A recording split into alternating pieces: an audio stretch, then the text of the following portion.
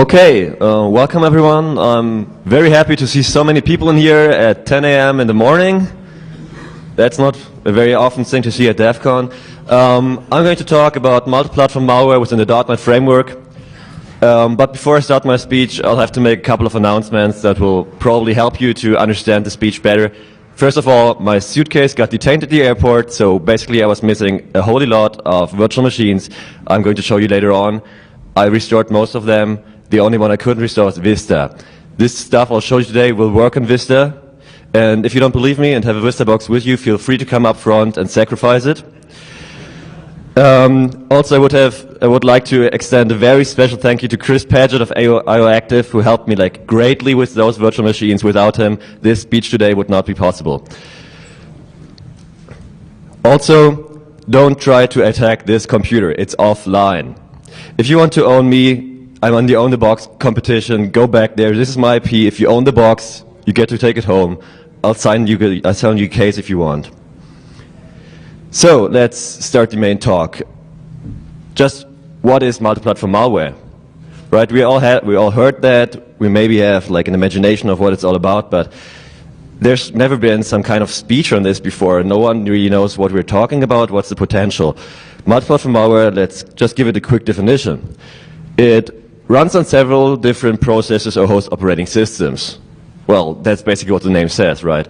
So it should not be bound to Windows or Linux or whatever, so it should be independent of those systems. It does not need to be modified from system to system. That's a very important fact. So it's basically not, you don't have a worm and different versions of it for each system, but it's the same worm on each system. It will be able to jump the systems. That's a very important characteristic, as we'll see later on, because this opens up a lot of new possibilities for hacking in general. And it will maybe anything from Trojan to virus to whatever you can come up with, whatever you would consider malware. It could be multi-platform. So what is it not? Multi-platform malware has nothing to do with attacking common flaws. Like XSS is a problem with the stateless communication in the internet. It will work on any platform, but it's not what I consider multi-platform malware, and it's not what we're going to talk about here today. And it's also not scripted stuff, because it's pretty lame to run something through an interpreter and just hope that everyone gets Python installed or whatever you want to use. So why is this important? People have been talking about multi-platform malwares for quite a few months or years now. And it actually never made it to the surface. People are just talking and discussing theoretical stuff, but actually, the malware has a commercial interest, and apparently it has never been important enough to actually build it. So what changed within the last couple of months or years is, first of all, we got more devices. 10 years back, and I guess someone here remember that time, there was one major computer in a corporation that kept all the data safe, where you would just work with it, and people would wire up their workstation to that computer, and that was basically it. Today we got laptops, we got every corporation's own workstation, we got those people sitting around using Mac OS, Windows, Linux, whatever they want to run, syncing over AFS, FTP, whatever you can imagine, and taking work home on their laptops, on their PDAs. So the data is pretty much split. We got those devices, and it's becoming worthy to attack them. Then we got more operating systems. 20 years back, 10 years back, there was basically Unix, and that's it. Today we got Windows, Linux, we got 200 Linux distributions on the major market. And we got more cross-system integration, as I said before. When this data was still safe kept on a single system, you would not have to interface different operating systems with each other, because it would just be the same. But if you have your corporation working partially on Mac and partially on Windows, you'll have to find a way to make those computers communicate with each other, or it won't work. You have more mobility, as I said before, basically taking work wherever you want. You can take your laptop, take your work, go to the park, finish it. And you have less security concerns, because the normal people just don't care for security. Right? That's a common fact. So I'm not the first one to deal with multi-platform malware. There have been some other proof of concept codes before. I just want to thumb through them really quickly. If you want detailed information on these, look them up on Google. They're well described at Semantics homepage. The first one is like Win32 Linux MALD, which probably it's like halfway of an overrider, which just does some basic stuff, and it infects both portable executables and ELF binaries. Also, it's polymorphic and metamorphic. And then we got W32 Linux B, which is also a proof of concept virus infecting your local files. Those two have been pretty much unimpressive. And they've not spread, so no one basically cared for them. But that's about to change, because multiplatform malware has tremendous potential. And that potential can basically be split into two sections. The first one being jumping systems. Now, what does that mean? No idea? Okay. Actually, I thought it would be pretty hard to give you a scientific explanation of what jumping systems could mean, so I made up a little story that should show you the difference between the old common sense of operating system security and what is possible with jumping systems. So this is the old standard. This is like a little dialogue between a Secret Service guy and a hacker. Secret Service guy, we need access to that network and we need it now. Now, don't look down, those in the back, you know that sentence, right? Some geek, oh yeah, right, look, I'm really sorry, but I was extremely busy tonight. See, when I scanned that employee's firewall, I saw that his son had an Xbox 360 connected to the internet, so I spent all night hacking it just to get his save games. What the fuck, you know what this means? They have 200 nuclear warheads stationed around the world, and we believe that they cut $26.72 of tax last year. Now come on, it's not all bad, at least we can play games for free. And yes, indeed, that's great. Just wait at your house and keep the doors unlocked. I'll send over a SWAT team to play. So that didn't really work out for the geek, right? Now, let's take a look at what the new possibilities do to the next geek. Secret Service guy, okay, now this is your first job after you've been hired on since your previous specialist couldn't continue working due to a terrible headache. Also, you'll probably have heard the tales of how we managed to disarm all the nuclear warheads using a piece of paper and bottle cap, but now we need access to that network. Listen to the other guy tell you that employees kid an Xbox 360 right up to the internet. Not again, don't tell me you hacked his safes. But this is where things start to change, because actually he hacked the Xbox 360, but of course I did. He's a really good gamer. However, I also installed a worm on that Xbox that jumped to their Vista box and collected all the credentials from a target employee's pocket PC after being synced on there as well. I already mailed you the credentials. And that's actually what you're talking about here. You can basically infect whatever you want and jump anywhere you want and basically break all the security rules we certainly obey, because certainly we don't expect anything to jump from an Xbox to a Vista machine and then, steal the data from your pocket PC, but that's possible.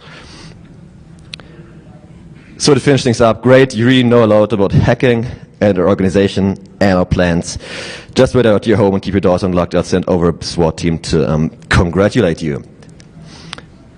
Now let's take a look at the other great thing about multiplatform malware, and that's basically the momentum of surprise. How many of you have ever been pen testing a network? Raise your hands. Yeah, quite a few, right? So what is more fun, pen testing a Windows box or pen testing a Linux box?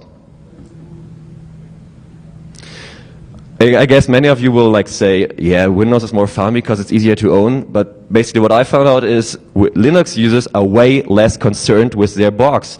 If they don't have to take care of it themselves, if there's a sysadmin around that just sets the box up, they think, oh my, I don't have to worry about anything else. And that's when this momentum of surprise comes in really handy, because the old common sense of all security was, if it hurts me, then it was built for me. If you got struck by a worm or a Trojan, then someone designed that worm or Trojan to work on your system. But today with multiplatform malware, if it hurts you, it's just there. You're vulnerable in most cases whatsoever, and that completely changes the outlook. Now let's take a look at what your common non-Windows L user would think about this. Those are a couple of pretty popular misconceptions that I guess most of you have seen before. This is very popular for people who run FreeBSD, Mac OS X, whatever you can imagine. They say, oh, I'm running XYZ, and that's secure by default.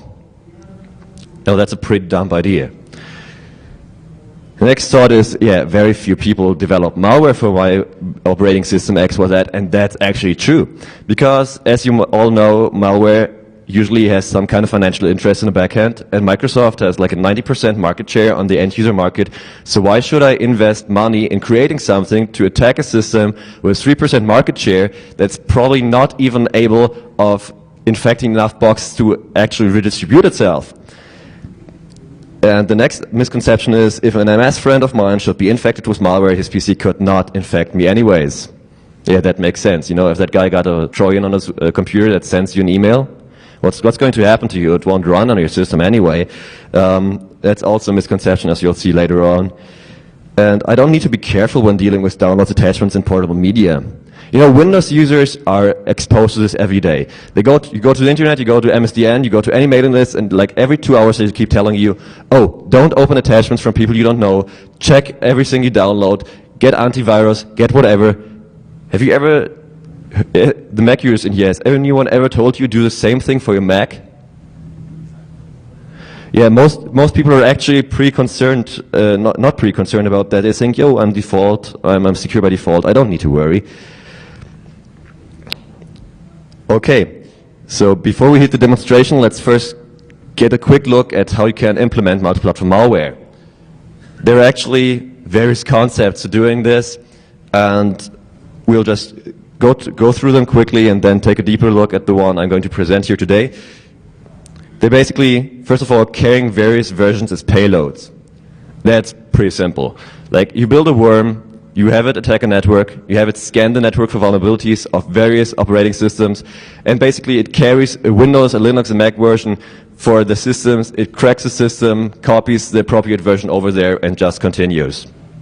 That's pretty simple, but at the same time, you know, it's a pain in the ass to find out what system's going to be running. This can be done if you're running a worm on the internet, but as soon as you start attacking boxes over the internet, like, good luck finding out what they're running. Next one is using cross-system complicated assembler instructions. Some guys actually managed to do this. The problem was they had to patch the Linux kernel in order for it to run, which is pretty lame. Like, distribute a virus and tell people, like, patch your kernel and then it will infect you. Cool. Also, this technique would probably only be suitable for about like 20 total assembler geeks worldwide, so you know that's not really going to be a big problem. And third one is using runtime frameworks in intermediate languages. And this is what I'm going to talk to you about today, because this actually makes multi-platform malware very real, very easy to implement. So let's take a practical look at it. Pawn me and .NET darling. Project Akikaze, I created it about a year ago.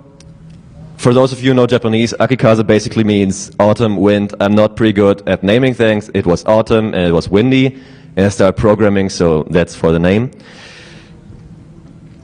So what were the goals of creating this? The first goal was to create actually a proof of concept worm that works. As we heard before, you know, I'm not very fond of patching my kernel in order to get the malware to run. That's sort of lame. So I wanted something to really show the people that they could try it out at home without preparing their boxes, and it would all actually work, and this one does. The second goal was to have it attack Thunderbird and spread from there, which is, yeah, we're going to come to that later, why I chose Thunderbird. And it should also give me a chance to explore possibilities of runtime frameworks, because anyone who's ever been working on a larger project before will know this one. You got a good theoretical idea, you're thinking about it, you think, oh, that's going to be no problem, and as soon as you start actually programming it, you'll end up having problems coming from nowhere and like racking up the whole system. So I wanted to actually do something before I claim that it's possible. There are a few questions. First of all, why .NET? There are many runtime frameworks out there. There's Java, there's a lot of other smaller stuff. Well, .NET has a couple of advantages. The first one is common intermediate language code is fast. And I mean fast, not like Java fast, it's almost the speed of C++. And for malware, speed is always an issue, because the faster it will work, the easier it will be to put in routines, to put in all the stuff you want without the user noticing there's something wrong, because their CPU is working at 100% for about 5 minutes after booting. Then there are several .NET implementations. Most people don't know this. Most people think, oh, the .NET, that's Microsoft, that's evil. It will only work on Microsoft. Well, that's not true. There's a Mono project. Mono works almost everywhere. You can get Mono to run on Solaris, Linux, BSD, even on Windows, wherever you want. On various processing architectures, there's even more. There's .gnu, which is a smaller project, completely open source, and there's Microsoft's own Rotor implementation that actually works on FreeBSD. So basically, .NET is everywhere. Next of all, many people run it. Even though you might not be aware of this, go on the internet, download Ubuntu 7.04, insert the install CD, hit the DAG. After you're finished, you'll have Mono up and running on your system, even though you might not know this. Try it out with your favorite distribution of kind. The .NET is so popular today. And even if you're on BSD and you think, oh my, so no distribution ships with this, if you just build your packages through ports and hit OK everywhere, chances are pretty good that after a couple of days you'll draw Mono in as a dependency. Because there are a lot of libraries that are linking to Mono today. Next one is the language independence, which is a really nice feature. Well, on Java, you basically code in, well, Java. And there's some crazy stuff out there like Iron Python that will allow you to run Python into Java. But in the .NET, you can actually build a class using Python, compile it, then build another class using C# and actually exit that class you built on Python beforehand without any complications. And that's a really nice feature because most of you will know that some things are very much easier to implement in Python than, say, in C#. It does not have any virtual machines. .NET gives you direct access to the computer, which is pretty neat if you're actually developing malware. It has lots of classes for platform independence. This basically means in the .NET you can ask a class to give you that user's home folder. And it doesn't care if you're on Linux, it will give you /home/ whatever your name is. If you're on Windows XP, it will give you C documents and so on. If you're on Vista, it will give you user documents. So you don't have to worry about that. It makes it pretty easy to develop code that will actually work.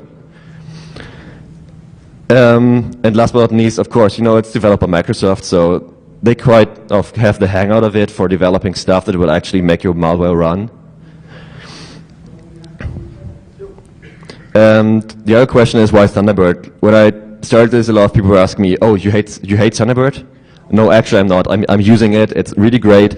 And that's mostly why I used it, because I did not have to acquire any new client to just write my worm. Also, like, attacking a mail client is a pretty easy way to spread a worm. You just, you know, get the SMTP service credentials and send it out to your mailing list, and that's what's going to happen. And of course, you know, if you want to present multiplatform malware, the thing you're attacking should probably run on the systems. I could not possibly attack Microsoft Outlook because I could not get that one to run on Linux or FreeBSD. So Thunderbird was definitely a good choice. Now, of course, that was not all good and nice. So I don't know how many of you guys are using Thunderbird, but if you set up a new account and save your passwords for the first time, you get that message. And let me just give you an excerpt of that. This sensitive information is stored on your computer in a file that's difficult but not impossible to read. Well, that definitely made my heart stop. Because I thought, you know, what have they come up to? Like salted hashes of your passwords and encrypted by some major password I would have to recover from the binary. And basically I spent a couple of sleepless nights until I decided to just check the files they were supposed to save the passwords in. And it turns out that this incredibly cool and hard to crack encoding was base64. So this is how your standard Thunderbird password file looks like. This is for an IMAP server. It basically gives you the username and the server and the password in base64 code form. It took me, I think, 2 lines of code to get that one right. So I'll give you a quick look at the code. Actually, the code is available from my homepage. It's under GPL version 2. Download it. If you're like a C# geek, look at it.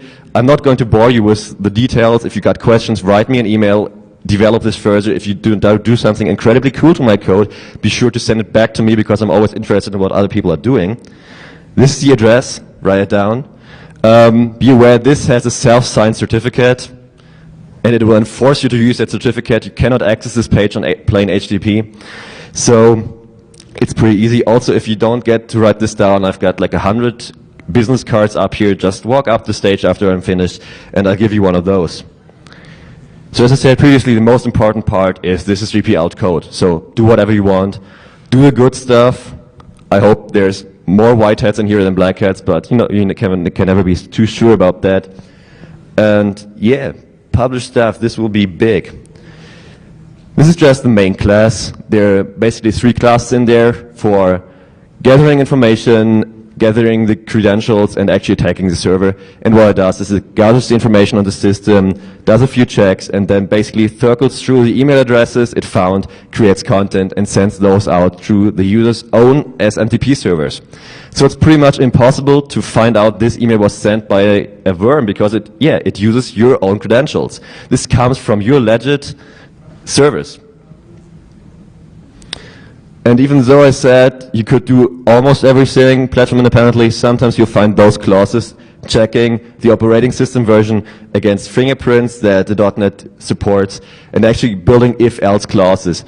Sometimes you cannot get around this. For instance, you all know that on a Windows box you'll have a line break with /r/n, while you're on the Linux box you'll simply have /n, and you'll have to take that into account when you create your regular expressions to have the worm run. So this is a pretty easy way to do it. Okay, now for the part you've probably all been waiting for. This is a demonstration. And what I'm going to do is I got VMware prepared here, and I got 3 virtual machines running. One, basically a Windows, a Linux, and a BSD.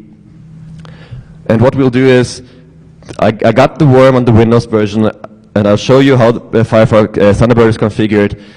I'll just start it, and we'll pretty much make a round trip. So Windows will send this to the Linux box, Linux will send it further on to FreeBSD, FreeBSD will send it back to Windows. As I told you earlier, this works on Vista, so if anyone wants to sacrifice this box, just step up. Actually, it works so well that this does not even touch the UAC system. So basically, this worm does not stop there.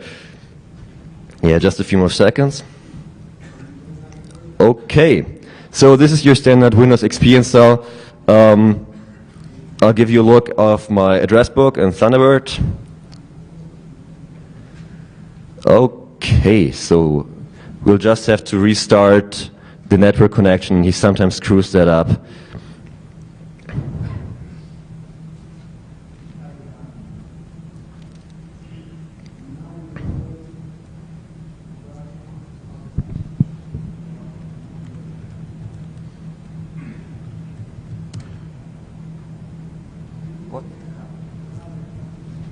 Okay, hang in here with me for a second. I don't know what he's doing currently, but it should be fixed in a couple of seconds.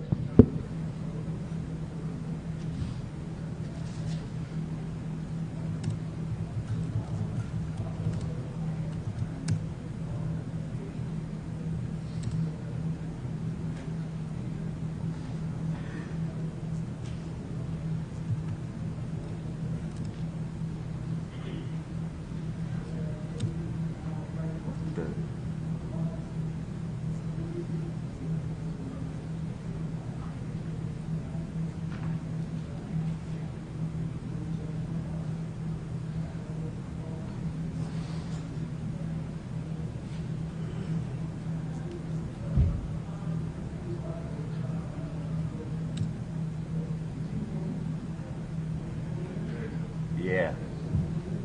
Okay, we got it. Yeah, this is what always happens if you're working with Windows, you know. It always works in your room, but as soon as you're standing in front of a few hundred people, it will just burn out. So, I actually got a mail server running locally, which is pretty fun. The important part is right here. This is my address book, and you see there's only one address in here. It's Linux at root. I could not come up with a better domain name. So let's just try it out. I'll just double click on this one. And you see this command prompt opening. This is pretty lame. You could get rid of it, but this is proof of concept anyway. Actually, the worm outputs a few information about what messages he created, what email addresses it regained. So if you're interested in that, just, keep the terminal open and you'll have a lot of fun watching it work. So let's just suspend this and check the Ubuntu box, because I'm pretty sure we got mail over there.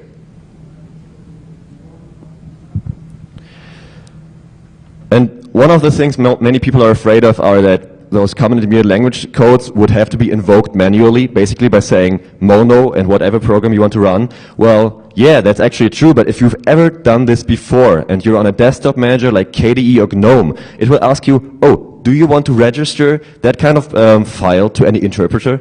If you just click yes, then you'll pretty much be able to double-click the .NET executable and it will work on a double-click. So I hope that I've got internet connectivity on this one, otherwise it's just going to be one more check.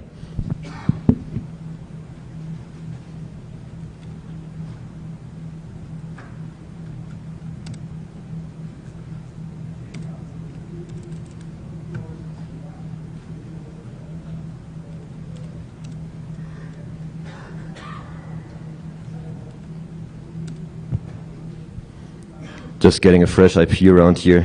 Yeah, now we got it. So back to full screen and let's start Thunderbird over here. And who would have expected? We got an email from XP. And you all saw that this, as you can check out this email, or as you can check out once I make the date a little larger, this email was sent just a few seconds ago. Well, actually, it appears it wasn't because my boxes are out of sync, but this is the real email. I can show you the mailbox will be empty afterwards. And it basically tells you, hi, I've recently started to try programming. This is my first code. Give it a shot. And with Akikaze attached to it, so let's just move on. We try to save that one to our desktop. And being the normal L user we are, we don't know that X's don't usually belong on Linux boxes. So what we basically do is we double-click this, and that's pretty much it. You don't see anything happening, and that's a great thing. You know, if you're in a Linux box and you tried this out, you'll probably think, oh, well, it didn't work. It did work. The only problem is you did not see anything. Let's start that from the console so you see what actually happens. We're going to have 2 mails in the BSD box, but I guess you can live with that. So this is the output you get if you try it on the console. It says, okay, this is my username, this is my home directory, I've got Firefox Thunderbird installed, I found that email address and I'm sending him the email I just wrote down. So let's leave the Linux box, and as you saw, I did not modify that code one single bit. It was the exact same code I used on the Windows box, and we're going to drop into our third one and do the same thing on BSD now. Actually, this says FreeBSD. It's actually PCBSD, which is basically FreeBSD, but with a lot nicer installer. And if you're building like a lot of boxes to be used about 1 minute each, you're going to really appreciate a nice installer.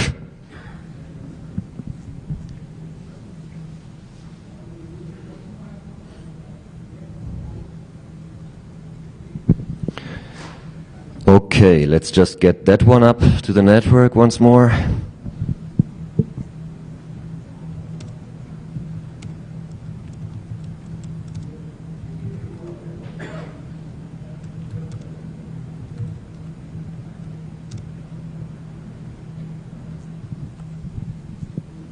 Okay, there we go. Starting Thunderbird, this is the original version compiled for FreeBSD. This is not something like you do with a compatibility layer to Linux. This one was actually compiled to run on FreeBSD, and it works. So let's check our emails, and you see we got 2 new messages. That's exactly what I told you, because the first time I just double-clicked, and the second time I ran it from the console. So both of them arrived here. Okay, the beamers are back online. And you'll see that the message actually adapted, because now it says, hi, I wrote this program using a new approach. What happened? Well, the worm simply checks if you got GCC installed, and if you do, it expects you to be an advanced programmer. This is pretty lame, but this is just to show that you can actually adapt to the skill level to make it more reasonable to believe that worm. So let's download it as well and try the same thing we just did on Linux. Yep.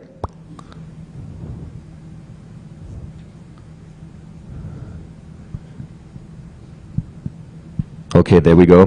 This time we're on KDE, so upon executing it, we'll also see, okay, cool, this is cut out by the beamer mostly. But you see that there's a process working. It's definitely done by now, but KDE tends to keep those running because it expects something to restart up, but it doesn't. So that's FreeBSD. It's just a double click, right? I did not do anything extraordinary to this, and I did surely not change it. So let's suspend that box as well and check back to Windows. And if I'm not completely out of luck, we should have one email by FreeBSD waiting in the Windows box, and this should just have done a round trip.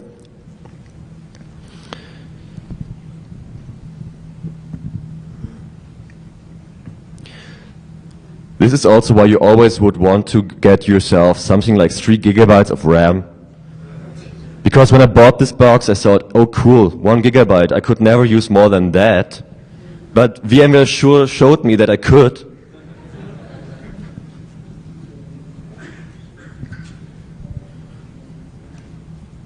Okay.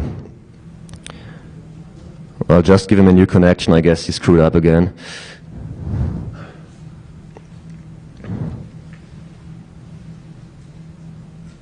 Yeah, you got it.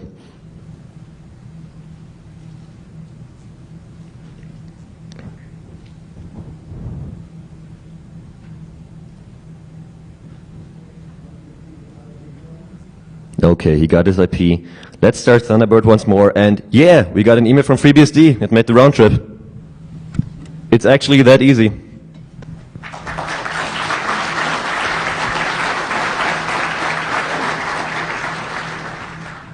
And as I said earlier, you know, I wanted to show this on Vista because everyone's always going crazy for Vista, and they said they put in that much security stuff. Actually, to make this worm compatible to Vista, I had to add exactly 1 line of code. So that was not a really tough thing to do.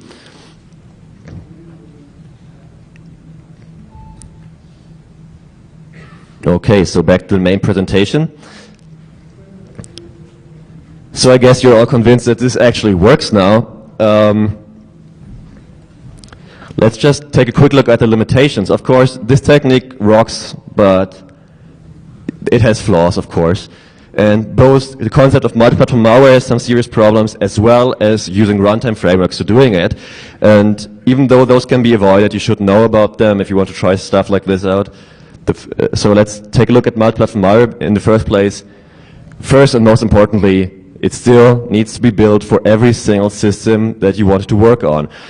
As you saw, I'm using a lot of if-else clauses, checking out the system's version, because it's still not possible, at least not for me, to build a worm that will actually run on any system without any adoption. Next, it will get really nasty once we start jumping processing architectures. Because runtime frameworks, even though they're great and even though they tell you, oh, this is going to work anywhere, they tend to, you know, have problems if you jump from a Spark to a x86. And of course, it's just as detectable by antivirus as any other malware. So if you want polymorphism in multi-platform malware, you'll have to do it yourself. And actually, some people are doing that. I saw some viral exchange groups just the other week who built a worm in C# as well to also attack Thunderbird. And actually what they did was they made it jump in between various Windows versions, but, you know, 5 more lines of code, it would have done Linux. So in the underground of viral exchange, this is already building up. And they know how to do polymorphism and metamorphism, of course. At least I hope so. And Pronos's runtime frameworks are, first of all, they need to be installed. As you've seen, you know, that's not a very great issue. They usually are installed. You may need to invoke them manually, but that's also not that big of an issue. The real problem is intermediate languages are extremely easy to reverse engineer. You can basically get the original code back. So it won't take very long to find out what that program does. And also, if you're running an antivirus scanner on your system that does generic checking and that works with .NET Framework code and common intermediate languages, it will basically be able to scan through the entire content and just tell you, oh, you know, that's not really nice, it's accessing your mail client. Okay, so to sum things up a little, and we'll have a discussion afterwards, because I think that the real thing we need around here is some common sense, because that's not hasn't happened yet. But first, you know, as you've seen, this stuff is real. this is not just some theoretical idea. You can actually create it. It actually works and will be here in a couple of months or years. But you can be sure that people will not stop missing out attacking Linux boxes on the way, because, you know, Linux is becoming increasingly more popular. So also as malware writers for commercial interests start to look at it and start, oh, well, couldn't we grab like all the Linux boxes as well for just 5% more investments? And yeah, they can, because all they have to do is write multi-platform. So this will actually have the potential to change the way we look at computer security, because currently you consider network secure, but as I've showed you before, it's absolutely no problem to just sync that worm or whatever you've written onto a Pocket PC. Pocket PCs support the .NET framework, folks. The Xbox 360 natively executes common intermediate languages, so you can basically jump anywhere you want and attack those networks locally, or using the wireless network, or using your Bluetooth connection. And actually, no one's yet prepared for that. We all expect, you know, oh, that network is not online, it's not connected to the internet, it gotta be secure. But as soon as your employees start carrying in their own worms and viruses on their PDAs, and those PDAs start attacking your Bluetooth clients for some Stack Overflow you never fixed because you thought, oh, we got physical controls at the entry, yeah, that's going to be a serious problem. Okay, so anyone who has any questions, remarks, even if you want to call me an idiot, just grab a mic. I guess I got some in here, I hope for them, or grab mine, come up front and ask.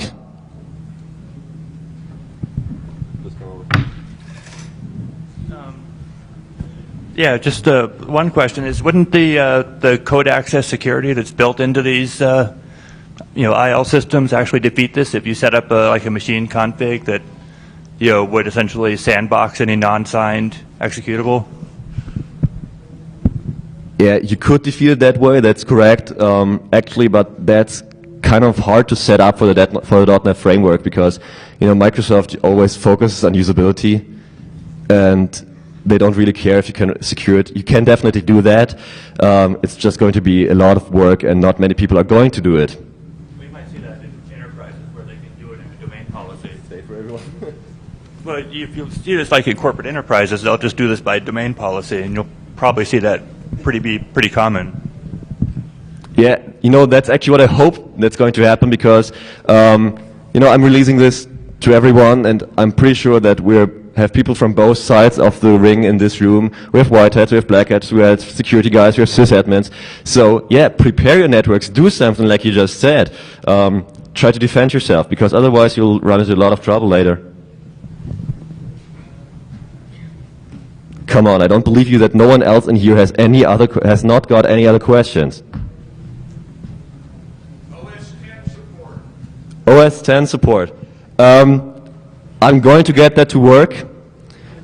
It might work already. The problem is I don't have a Mac at home. But as soon as I get my hands on one of those, you can be sure that it will run on OS 10. And basically, OS 10 supports Mono, or the other way around. So there should be no problem whatsoever. It's basically a Unix. What about the Silverlight CLR? Have you tried that?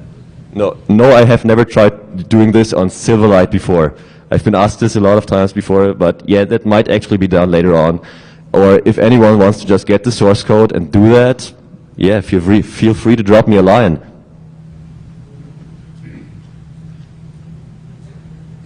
Yeah?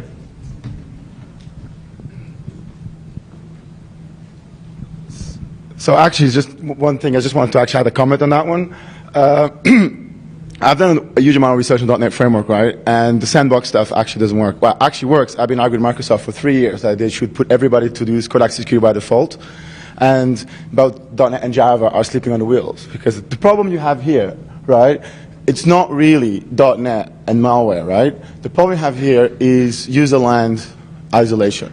The reality is there's no one OS out there who's able safely to execute malicious code. So what you just shown here is I can take the advantage of the .NET frameworks, like standard, like you got Mono, and there's all that to write something which would be easier than if I had to write each individual one.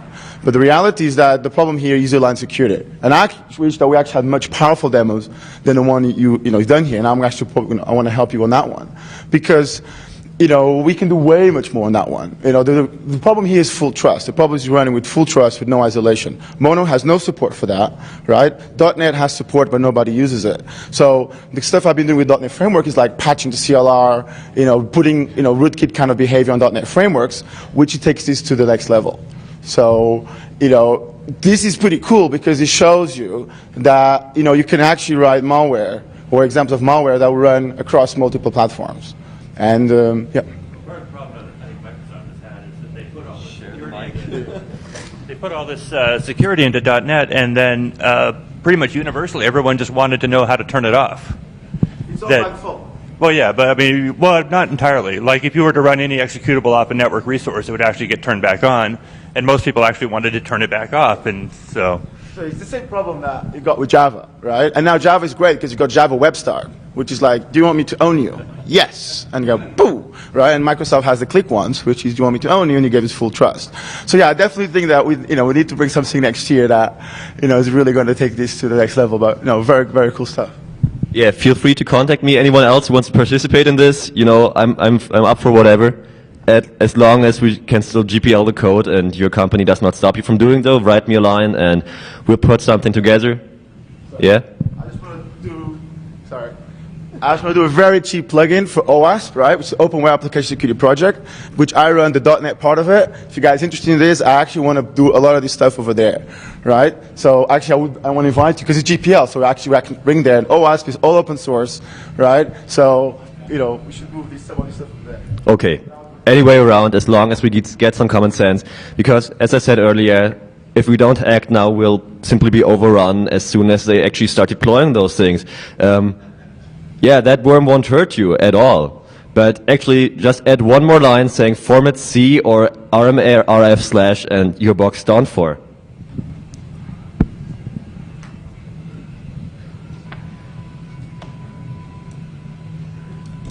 I have a Pocket PC phone, and this scares the hell out of me.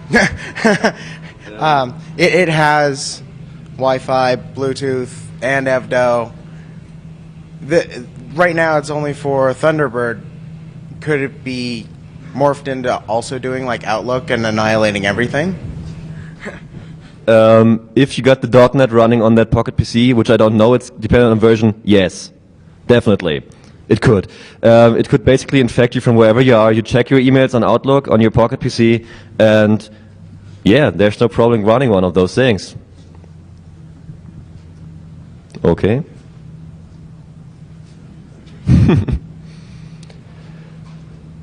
Okay, so there don't seem to be any further questions, or if you got one, raise your hand now.